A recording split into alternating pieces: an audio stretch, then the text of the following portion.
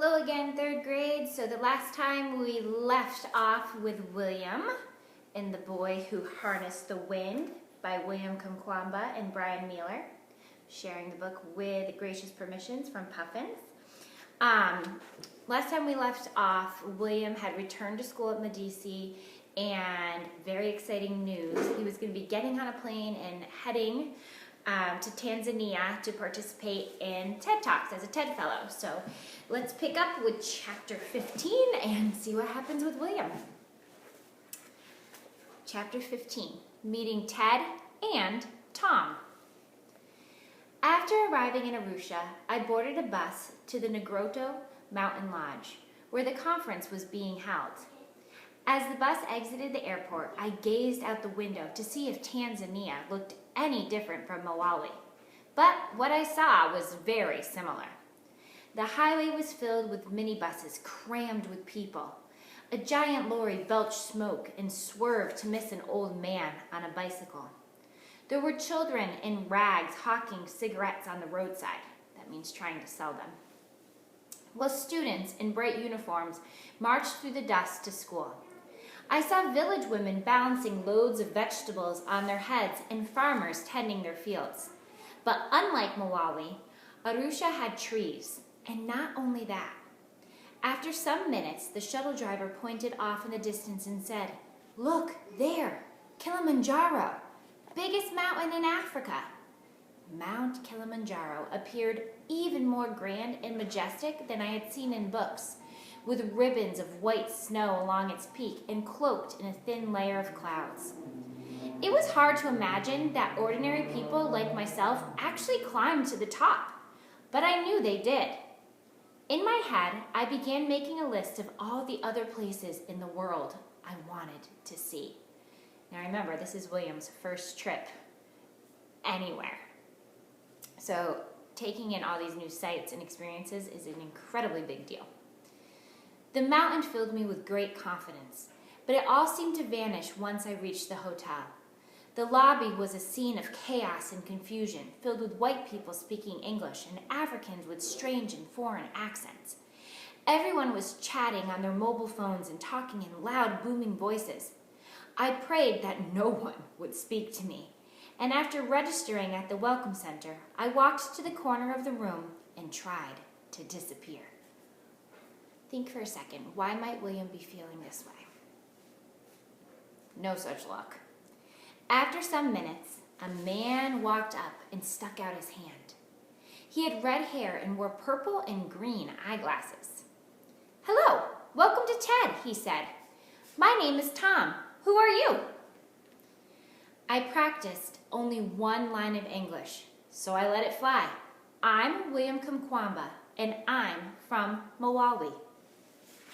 He stared at me strangely. Maybe I had said it in Chichua, his native language. "Wait a minute," he said. "You're the guy with the windmill."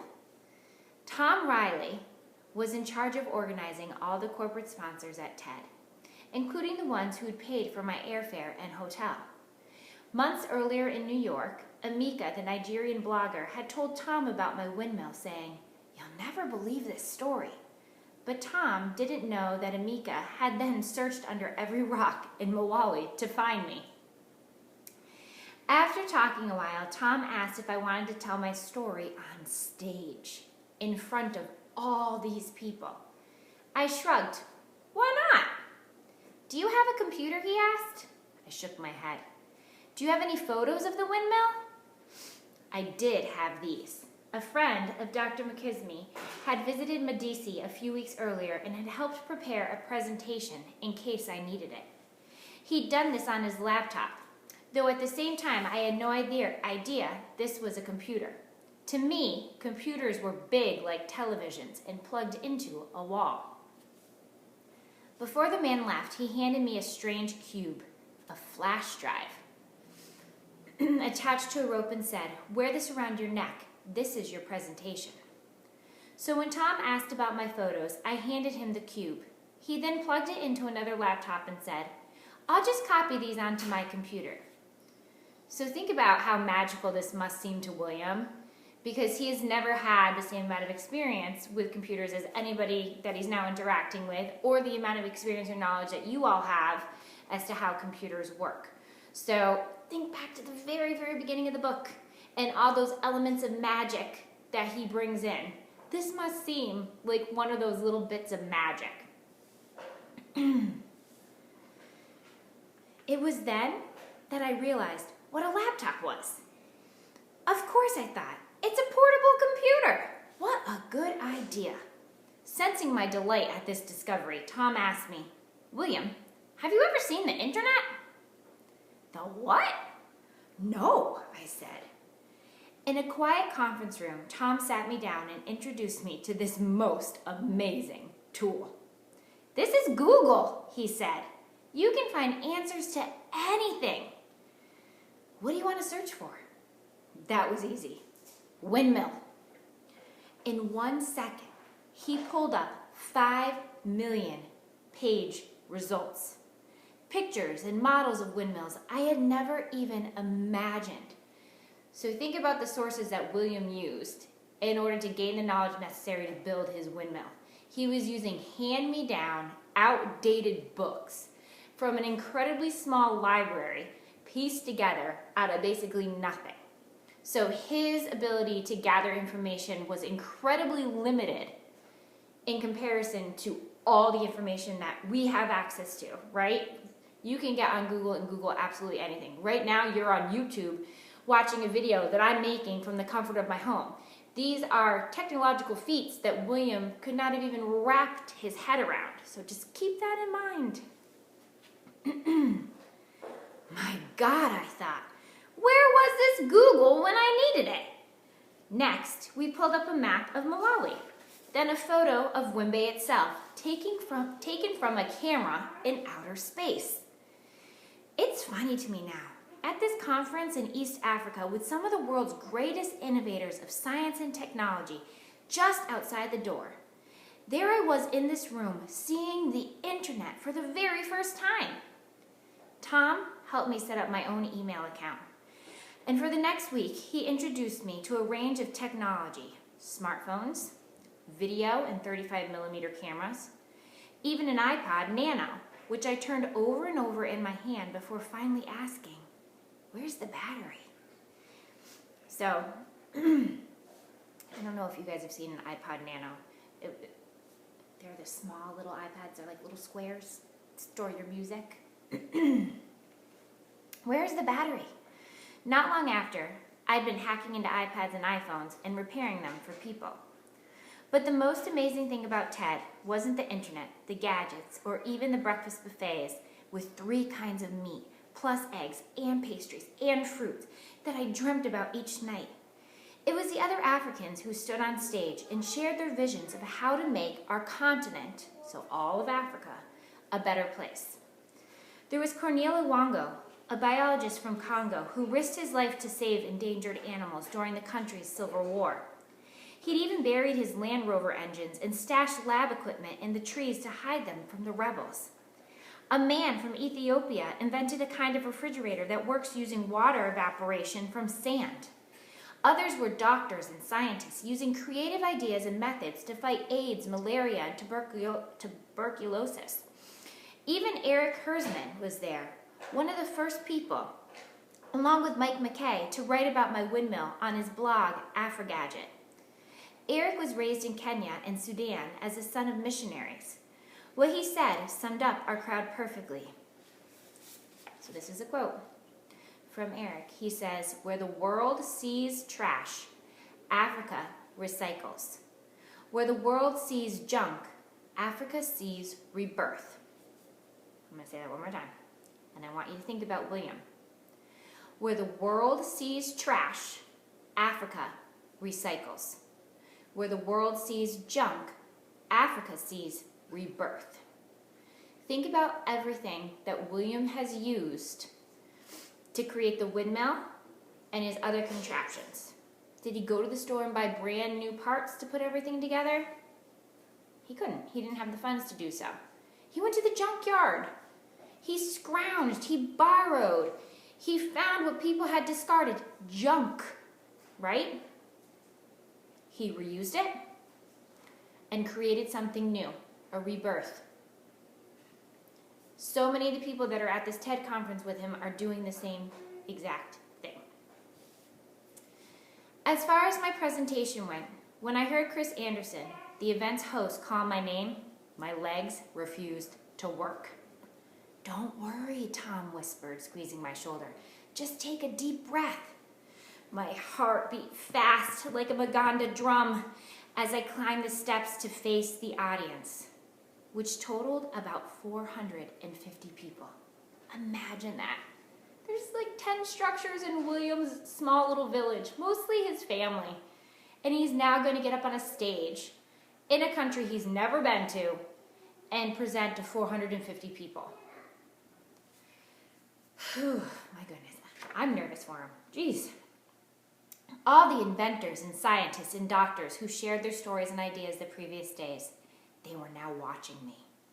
When I reached the stage and turned around, I went completely blind. Lights from the ceiling were shining into my eyes so bright I couldn't even think. All the words I'd prepared seemed to dance to the drum and get lost in the glare. "We've got a picture," said Chris. He pointed to something behind me, and a giant photo of my parents' house appeared. I saw the mud brick walls, grass roof, bright blue sky. I could feel the sun.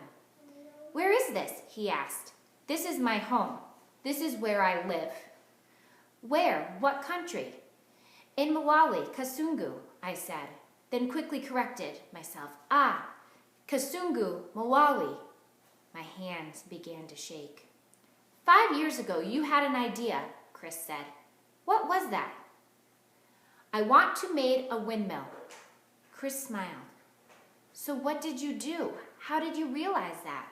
Meaning, how'd you make that happen? I took a deep breath and I gave it my best. After I drop out from school, I went to library and I get information about windmill. Keep going, keep going. I just want to show you. That's italicized. I know this is going to be backwards to you.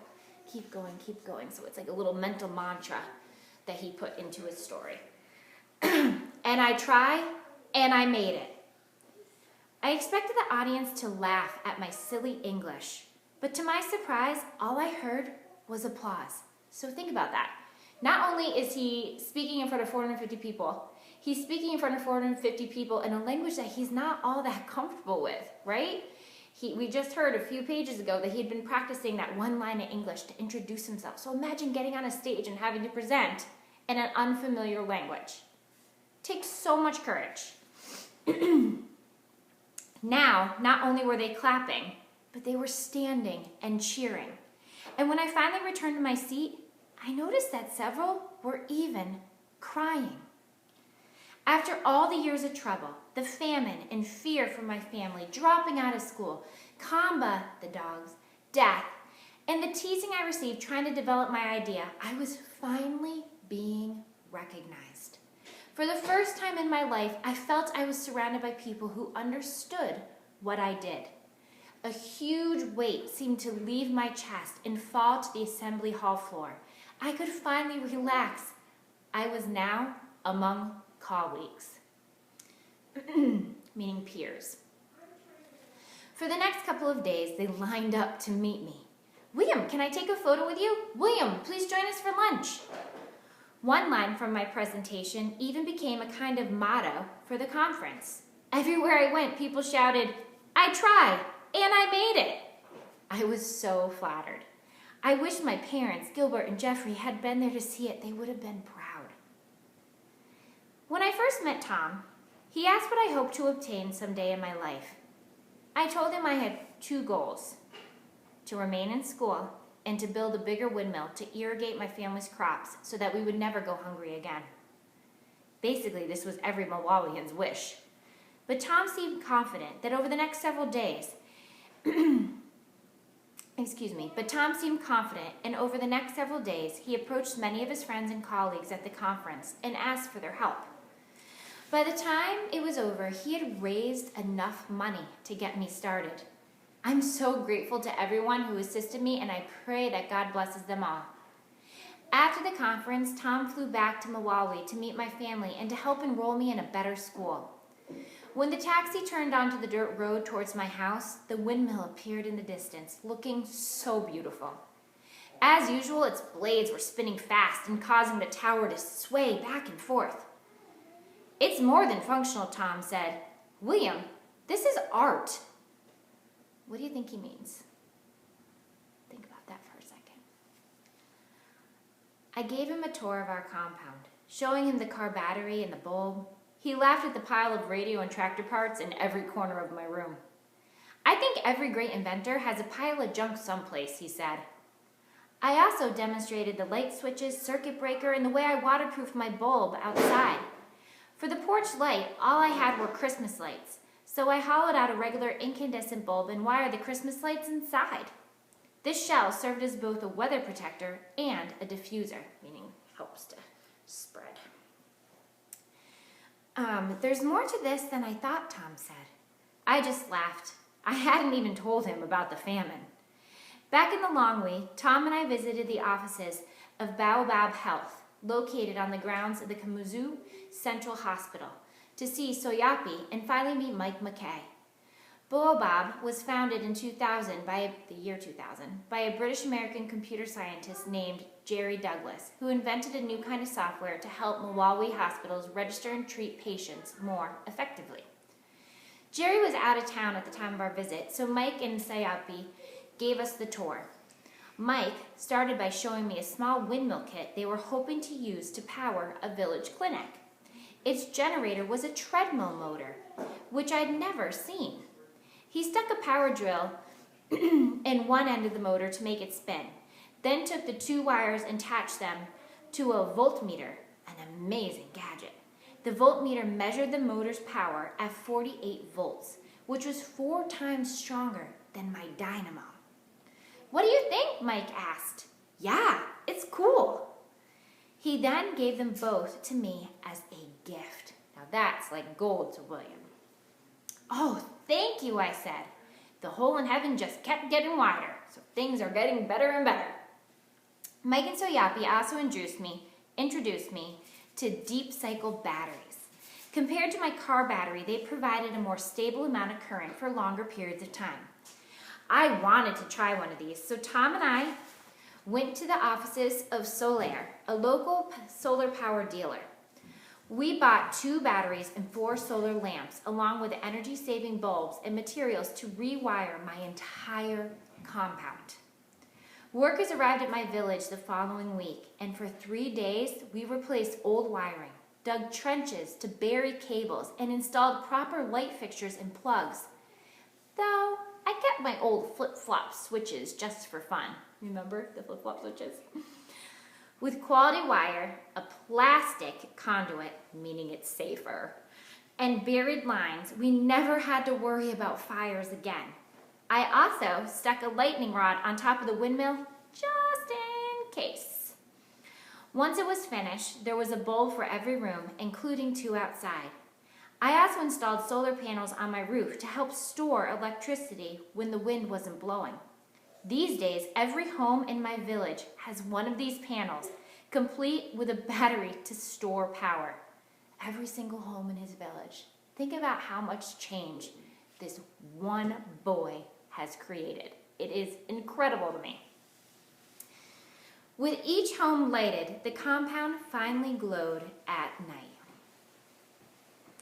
After being refused by several schools because of my age, now remember, he's older than most students at this point, I was finally accepted at African Bible College and Christian Academy in the Longwy, which was run by Presbyterian missionaries. The headmaster, Chuck Wilson, was an American from California, and my teacher, Laura Lee McLean, was from Canada. Although I was behind the other students, Mrs. McLean and Mr. Wilson agreed to take a chance on admitting me. But Mrs. McLean had one condition, that when I left school each day, I didn't go home to poverty. I had to find a place to live in the Longwy. Since I had no relatives in town, Jerry offered me a room at his house. I had my own bed and a desk for studying, and the housekeeper Nancy prepared plenty of Nasima and relish so I didn't feel homesick. everything was great. But because we were in the city, we experienced power cuts several times a week. After all that hardship to bring electricity to my village, here I was, sitting in the dark in my success. "You should carry a windmill everywhere you go," Jerry joked. Over time, Jerry became a great friend and teacher. When he still lived in England, he flew airplanes and worked as a helicopter mechanic. So I always asked him questions about motors and such. Sometimes, after dinner, he explained how helicopters worked, how the spinning blades captured wind to lift the heavy machines, and how the back rotors kept them from spinning in circles. Jerry also helped me with my English, particularly my L's and R's, something we Chickawa speakers always get confused. These lessons were sometimes done in front of the bathroom mirror so Jerry could demonstrate. "Okay, William, watch my tongue and say library. Liblally. Library. Liblally." You'll get it. My classes used a distance learning curriculum from America that we learned by computer over the internet. Just a couple months before, I'd never even seen the web, and now I used it every day to speak with teachers in Colorado. At first, I was ashamed of my poor English, especially after hearing 5-year-old children speak better sentences. During my first few days, I became quite depressed. But my tutor, a Mawalian named Blessings Chickakula, offered some great encouragement. Mr. Blessings had also come from a poor village near Dawa, so poor that he was 30 years old before he got a college degree. Now he was working at the school as a teacher. "Don't be discouraged and give up just because it's hard," Mr. Blessings told me. Really wonderful advice. Whatever you want to do, if you do it with all your heart, it will happen. Eventually, the money from my donors at TED allowed me to help my family in many other ways. I installed iron sheets on our compound to replace the grass roofs. Remember how unsafe the grass roofs were, especially when they were using the oil lamps? I bought mattresses so my sisters didn't have to sleep on the dirt floor. Plus, covered water buckets to protect our drinking supply from pests. I bought better blankets to keep us warm at night in the winter, malaria pills, and mosquito nets for the rainy season. And I arranged to send everyone in my family to the doctor and the dentist. So everything that he's able to provide is life-changing for his family. But think about how simple so many of those things are. A safe water supply, a mattress so they don't have to sleep on the dirt floor, a warm enough blanket. So many of the things that we often take for granted. And for once, I finally managed to repay Gilbert for all the help he'd given me. Remember Gilbert and everything he donated and gave him his money to help him buy the things that he needed? Several years before, Gilbert's father had died, the chief, and he had to drop out of school for lack of money. So with my donations, I put Gilbert back in school. I love that part. Along with Jeffrey and several other cousins who had dropped out during the famine. I even paid the neighbors' kids' tuition. And after years of dreaming about it, I was finally able to drill a borehole for a deep well, which gave my family clean drinking water. My mother said this saved her 2 hours each day carrying water from the public well. Using a solar-powered pump, I filled 2 giant tanks and piped water to my father's fields. So finally, the irrigation that he had been dreaming of. Irrigation allowed us to plant a second maize crop. The storage room would never be empty again. The spigot from the borehole was also free for all the women in Wimbe to use. It's the only running water for miles around, and each day, dozens of women come to my home to fill their buckets with clean, cool water without having to pump and pump. During my holidays from school, I constructed a bigger windmill that pumped water, which I called the Green Machine on account of its color. The pump now sits above the shallow well at home and irrigates a garden where my mother grows spinach, carrots, tomatoes, and potatoes, both for my family to eat and to sell at market.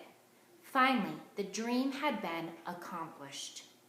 My family couldn't have imagined that the little windmill I built during the famine would change their lives in every way, and they saw this change as a gift from heaven. Whenever I came home on weekends, my parents had a new nickname. They called me Noah, like the man in the Bible who built the ark, saving his family from God's floods.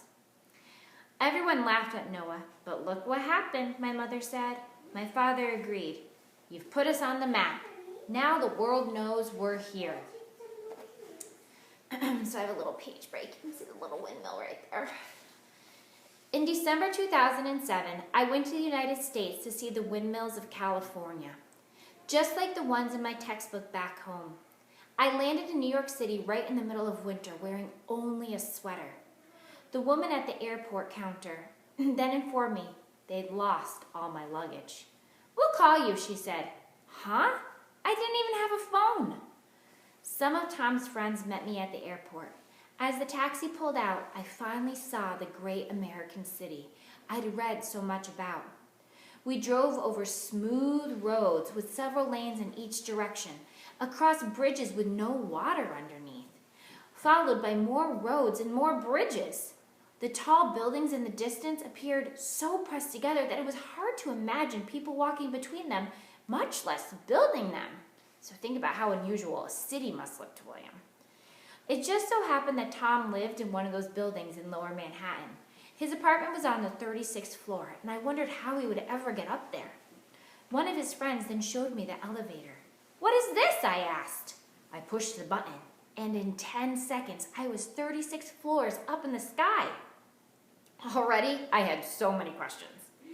Inside, Tom greeted me heartily. His apartment was surrounded by windows, looking as if you could walk right over the edge. Before that day, the highest I'd ever been besides an airplane was the top of my windmill. It took some time to adjust, and that night I had trouble sleeping. The next day, I went underground into the subway, where I watched people enter the gates using sliding money cards. Another great idea.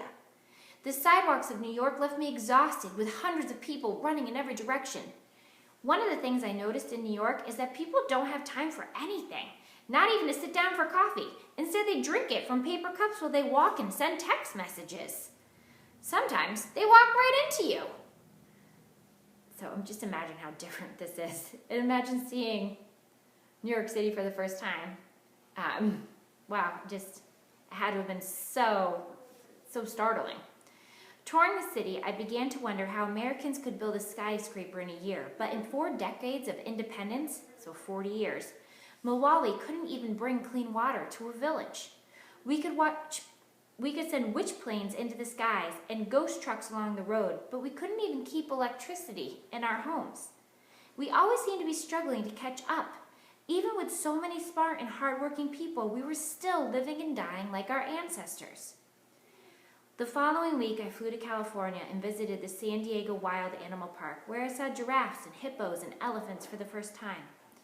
You know, just a half hour from my home in Wimbay was the Kasungu National Park, where all these animals lived in the wild. But it took me flying 10,000 miles to America to finally see them up close. I had to laugh. Think of the irony. But of all the places I went, nothing impressed me more than the windmills of Palm Springs. For a moment after entering the wind farm, I felt like I was back home. The setting was familiar, lush, green, flatland, and mountains in the distance, and all of it draped in a bright blue sky. But here, in that empty space between me and the hills, were miles upon miles of windmills. More than 6,000 of them, shooting from the ground like giant mechanical trees. The round white trunks were like cartoons I'd seen on the television, so big around that they could fit my family's entire house. Looking up, I saw the 100-foot blades twirling slowly like the toys of God. Each one stood 200 feet in the air, with a wingspan longer than the airplane that had brought me to America. So I want to see, I'm pretty sure there's a picture in here I want to show you. If not, I will post one so that you all can see. Aha, here we go. So that's what he went to see. Can you see that okay? There we go. So those are the windmills. Let's make sure you can see. Okay. And I just lost my page. Oh no. Okay, we're good. The head engineer of the farm took me inside one of the machines, where computer screens revealed all kinds of information, everything from voltage output to wind and blade speed. In total, the wind farm produced more than 6,000 megawatts, which was delivered to thousands of homes by underground cable.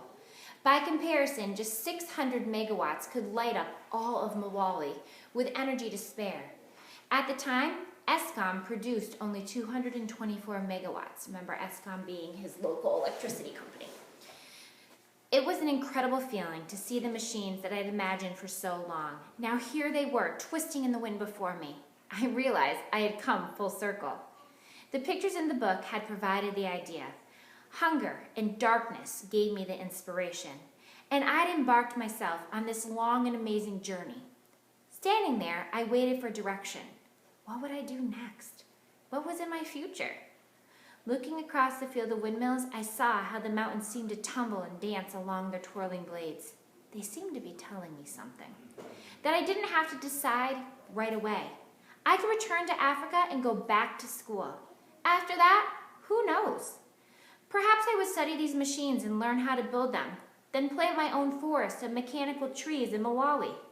Perhaps I could even teach people how to build simpler devices like I had at home so that they could provide their own light and water.